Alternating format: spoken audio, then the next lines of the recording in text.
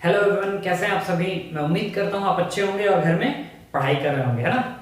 तो आज हमको सबसे पहले देखना है कि परिमेय संख्याओं को दशमलव रूप में कैसे बदलते हैं। ठीक है, ये बहुत ही आसान है, ये ज्यादा तकलीफदायक नहीं है। इसके बाद जो आने वाला है ना कि दशमलव रूप को परिमेय संख्या में बदलो, वो थोड़ा सा टफ है, लेकिन हम पहले इसको देख लेते हैं, समझ लेते हैं। ठीक है, तो आपको क्वेश्चन दिया है, हाँ क्वेश्चन क्या दिया है, परिमेय संख्या। आपको क्या देगा, परिमेय संख्याओं को दशमलव रूप में बदलने बोल रहा है, तो आपको क्वेश्चन में क्या देगा, एक परिमेय संख्या देगा। जैसे इधर दिया है 126/5, ये आपको क्वेश्चन दिया है ना, ये p/q के रूप में, मतलब ये परिमेय संख्या। अब इसको क्या बोल रहा है कि दशमलव रूप में बदलो। बदल सकते हैं क्या, बहुत आसान है। क्या करना है हमको, इस 5 से 126 को भाग देना है, बस इतना ही करना है। ऐसे भाग देते हैं ना, चलो देते हैं कैसे सॉल्व होगा ये। 5 का पहाड़ा इतने बार पढ़ना है कि वो या तो 12 है या उससे छोटा हो। 5 का पहाड़ा 2 बार पढ़ा हमने, तो क्या आया आंसर, 10 आया। ठीक है, अब इसमें से हमने इसको घटा दिया तो क्या होगा, 2 बचेगा, है ना, यहाँ 0 हो जाएगा। और हमने 6 उतारा, अब 26 है। 5 का पहाड़ा 5 बार पढ़ेंगे तो 25 आएगा, है ना। 6 में से 5 गया, 1 बचा, और 2 में से 2 गया, फिर 0 हो गया। अब ये 1 तो भाग जाएगा नहीं 5 से, तो क्या करेंगे हम, दशमलव लगाएंगे, है ना। दशमलव रूप में बदलने बोला था, हमने दशमलव रूप में बदल दिया।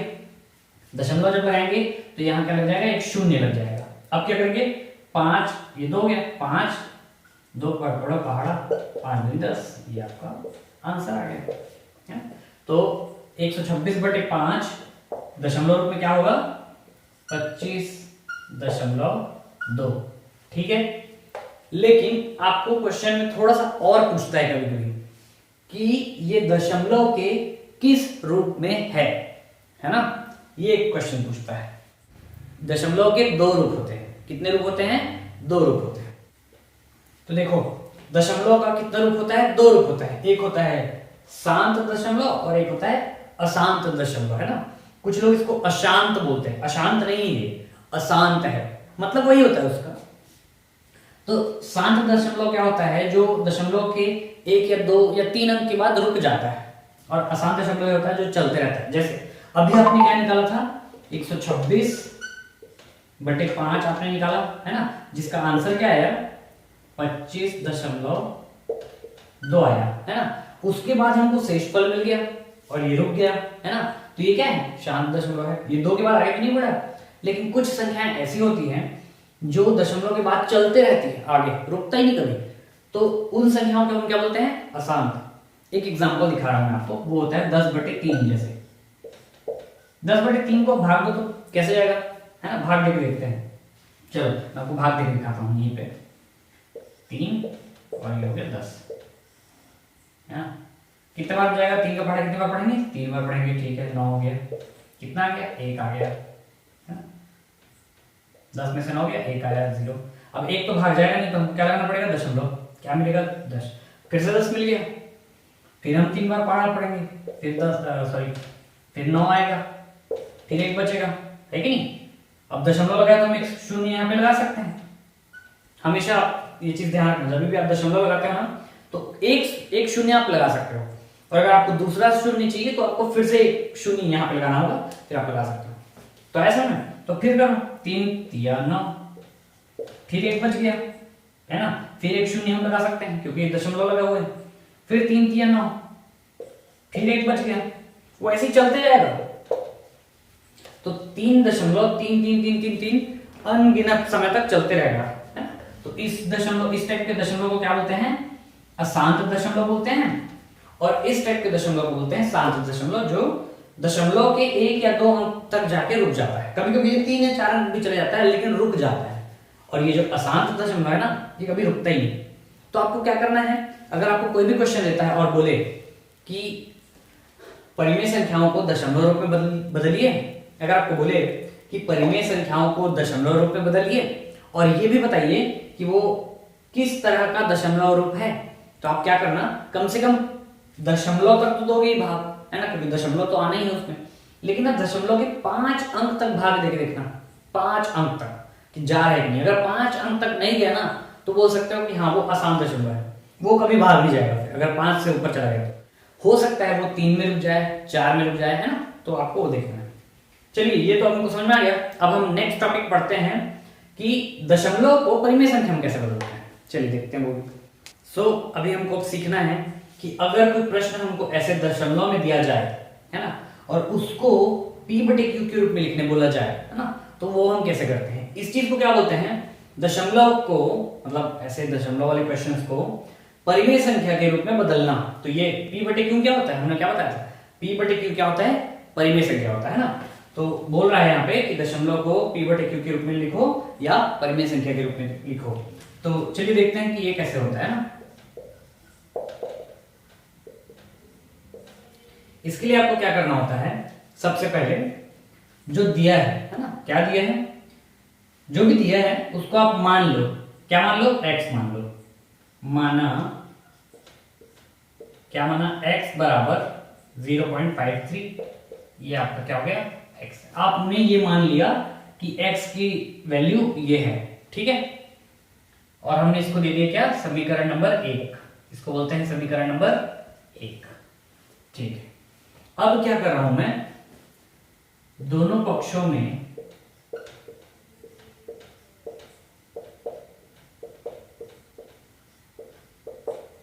सौ का गुणा करने पर,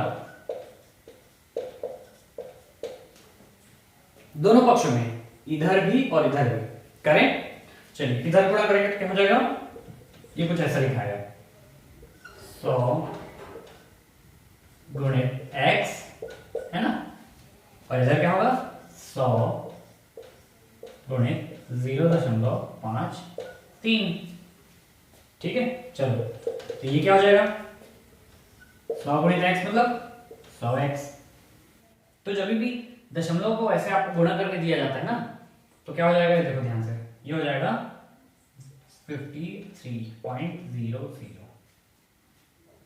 जब भी दशमलव में ऐसे 10 का या 100 का या 1000 का हम गुणा करते हैं, है ना, तो होता क्या है कि जितने दशमलव के उस पार रहते हैं ना, तो जितना शून्य से आप गुणा करते जाओगे, उसका एक के बाद जितना शून्य से आप गुणा करते जाएंगे उतनी संख्या अंदर आती जाएगी, ठीक है ना।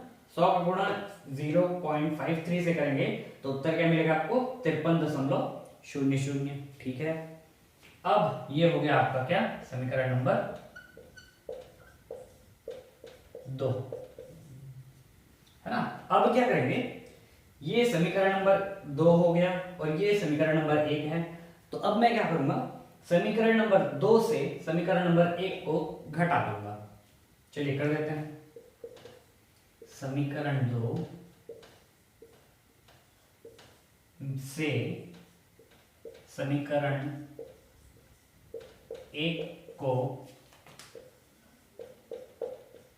घटाने पर, ठीक है, समीकरण 2 से समीकरण 1 को घटा रहे हैं, कैसे होगा। तो आपको एक चीज ध्यान रखनी होगी ऐसे सिचुएशन में, समीकरण मतलब क्या होता है, सबसे पहले समीधनकरण, मतलब किसी भी चीज को समान करना, समान मतलब बराबर करना। तो समीकरण वही कहलाता है जिसमें बराबर का चिन्ह होता है, ठीक है, समझ में आया। तो समीकरण क्या कहलाता है, जिसमें बराबर का चिन्ह होता है, क्योंकि समीकरण का नाम ही है समीधनकरण, मतलब समान करना या बराबर करना। इंग्लिश में इसको बोलते हैं इक्वेशन, है ना, इक्वेट करना, इक्वल करना, ओके। सो जब भी ऐसा हो ना, दो समीकरण को आप जोड़े या घटाए, तो एक चीज ध्यान रखना है, यहाँ पे हम क्या कर रहे हैं, समीकरण 2 से समीकरण 1 को घटाने की कोशिश कर रहे हैं। मतलब दो समीकरण के बीच जब भी कोई भी क्रिया होगी ना, तो हमेशा क्या होता है, लेफ्ट हैंड साइड का क्रिया लेफ्ट हैंड साइड से होता है और राइट हैंड साइड का राइट हैंड साइड से। मतलब मैंने यहाँ क्या बोला, समीकरण 2 से समीकरण 1 को घटाओ, यही मैंने बोला। तो समीकरण 2 जो है उसके दो साइड्स हैं, एक ये देखो लेफ्ट हैंड साइड है और एक राइट हैंड साइड है। बराबर के जो लेफ्ट हैंड साइड में होता है और बराबर के जो राइट हैंड साइड में होता है, वो दोनों आपस में जोड़ते हैं, घटते हैं। तो क्या होगा, उस हिसाब से क्या होगा, समीकरण 2 का क्या है, 100x है, 100x है ना।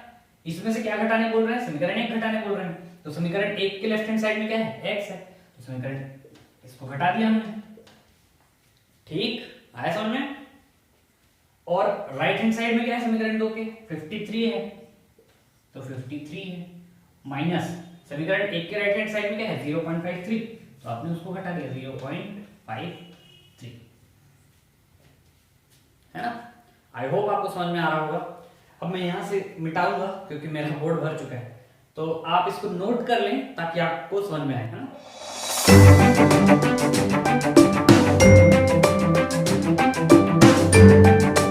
तो देखिए लेफ्ट हैंड साइड में क्या है 100x में से 1x घटा रहे हो, है ना। कितना बचेगा 100x में से 1x घटाया 99x बचेगा, ये हमने लिख दिया। ओके बराबर। अब देखो यहाँ पे एक ट्रिक है ना। 53 में से 0.53 को घटाएं बोल रहा है। अगर आप इसको घटाओगे तो उत्तर फिर से दशमलव में आएगा। आपको तो होना ही चाहिए ना, आपको तो दशमलव के रूप में चाहिए ही नहीं उत्तर। तो यहाँ पे क्या करेंगे हम लोग एक चीज का उपयोग करेंगे। क्या करेंगे 53 को हमने रहने दिया 53 ऋण। एक बात बताओ 0.53 को हमने कहीं देखा है क्या इस क्वेश्चन में? इस क्वेश्चन में हमने कहीं कुछ माना था क्या? हमने, अगर आप थोड़ा सा पीछे करके देखिए वीडियो, या मैं आपको अगर याद दिलाऊं तो हमने क्या माना था यहाँ पे, माना x बराबर 0.53 है ना, 0.53 माना हुआ था हमने। तो 0.53 हमने x माना था, है कि नहीं। तो 0.53 की जगह मैं x लिख सकता हूँ क्या? बिल्कुल लिख सकता हूँ। तो मैंने क्या किया, बाकी सबको तो सॉल्व किया। 100x में से 1x दिया, 99x बचा। 53 अपनी जगह में 53 है, ऋण अपनी जगह में ऋण है। 0.53 की जगह में मैंने क्या लिख दिया, x लिख दिया।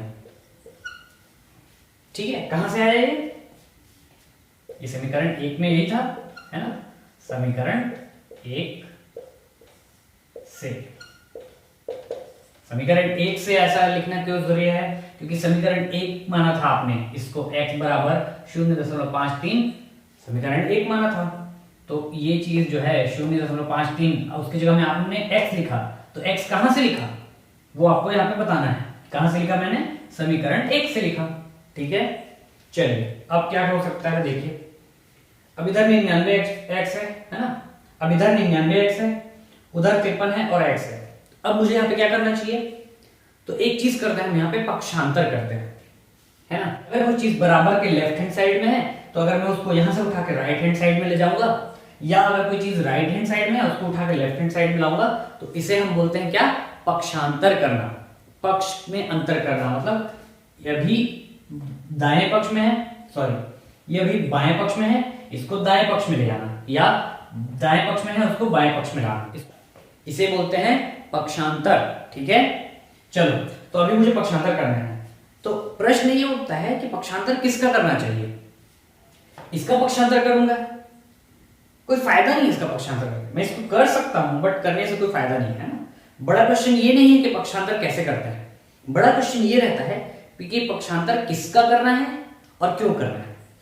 बेसिकली आपको क्या चाहिए, दोनों पक्ष में एक तरह की चीजें हो जानी चाहिए, है ना। इस टाइप की जब भी सिचुएशन आए तो आपको एक चीज को ध्यान में रखना है कि यार दोनों तरफ ना चीजें एक जैसे हो जाए। जैसे इधर क्या है x है, इधर x वाला है ना, और उधर 53 है उसके साथ x है, तो मुझे क्या करना चाहिए, इन दोनों x वाले सेम चिन्हों को ना एक साइड ले लेना चाहिए, है कि नहीं। अगर मैं ऐसे करूंगा ना तो मेरा क्वेश्चन सॉल्व हो सकता है, क्योंकि देखो 53 में x तो जुड़ेगा नहीं, या 53 में x तो घटेगा नहीं, है कि नहीं। लेकिन x 99x में x जुड़ेगा या घटेगा, है ना। तो मुझे क्या करना है, इस x को उठा के इधर लाना है। ठीक है, चलो तो पक्षांतर कर देते हैं हम लोग। इस x को उठा के इधर ले आते हैं। कैसे हुआ देखो, 99x तो अपनी जगह में 99x है, 53 अपनी जगह में 53 है। ठीक है, अब ये x उठ के क्या होगा, जंप करके इधर आएगा, है ना। लेकिन ये इधर क्या है, इसका चिन्ह कौन सा है, ये, है ना।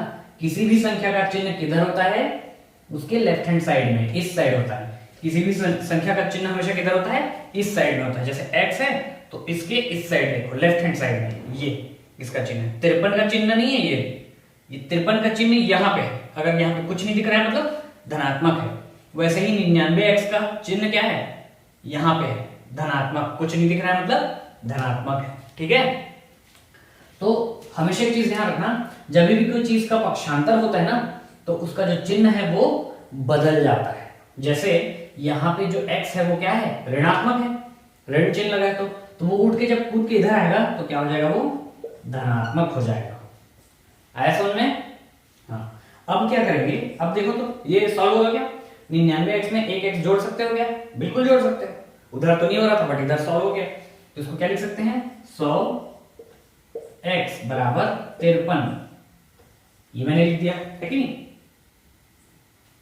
अब मुझे क्या चाहिए, x का मान चाहिए, x को मैं रोक लेता हूं, यहां पे मैं फिर से पक्षांतर करूंगा, है ना। अब देखना फिर से, अभी यहां पे जो हमने पक्षांतर किया वो जब ये दो संख्या आपस में घट रहे थे हमने उसको पक्षांतर किया, है ना।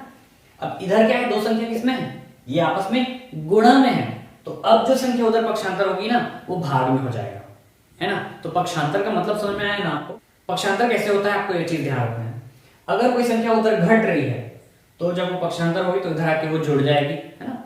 अगर कोई संख्या इधर जुड़ रहा है तो उधर जाके वो घटने लग जाएगा, ठीक है। और अगर कोई संख्या ऐसे गुणा में है तो उधर जाके वो भाग में हो जाएगा।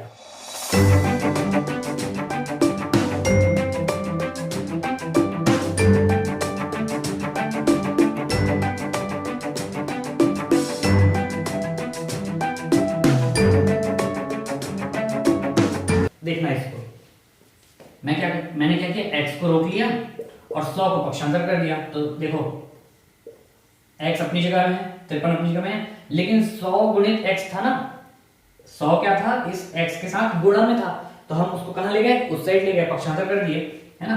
तो जब हमने इसको ऐसे पक्षांतर किया तो ये किस में चले जाएगा, भाग में चले जाएगा, और भाग को कैसे लिखते हैं, बटे 100, ये उसका तरीका होता है, ठीक है। तो हमको यहाँ पे लिख के बताना पड़ेगा, ठीक है। यहाँ पे हमने क्या किया, x को पक्षांतर करने पे, यहाँ पे हमने ऋण x को पक्षांतर किया ना, ऋण x को पक्षांतर करने पर, ठीक है। और वैसे ही यहां पे हमने क्या किया, 100 को